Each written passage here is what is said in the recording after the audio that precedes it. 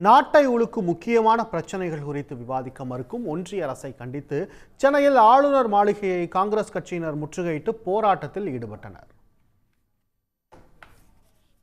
மணிப்பூர் கலவரம் உள்ளிட்ட நாட்டை உலுக்கும் முக்கிய பிரச்சினைகளை நாடாளுமன்றத்தில் விவாதிக்க ஒன்றிய பாஜக அரசு அனுமதி மறுத்து வருவதாக காங்கிரஸ் கட்சியினர் குற்றம் சாட்டியுள்ளனர். இதனை கண்டித்து நாடு முழுவதும் ஆளுநர் மாளிகை முன்பு முற்றுகை போராட்டம் நடத்த அகில இந்திய காங்கிரஸ் முடிவு செய்தது.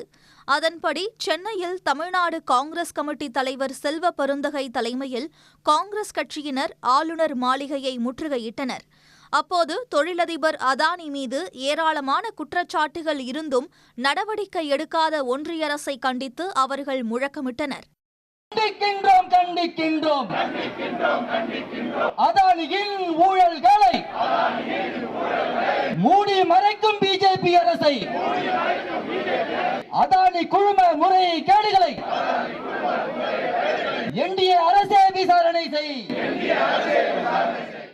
சாதாரண மனிதர்கள் தவறு செய்தால் சிபிஐ மற்றும் வருமானத்துறை மூலம் சோதனை நடத்தும் ஒன்றிய அரசு ஏராளமான குற்றச்சாட்டுகள் இருந்தும் அதானி மீது எதற்காக நடவடிக்கை எடுக்கவில்லை என்று செல்வ பெருந்தகை கேள்வி எழுப்பினார்.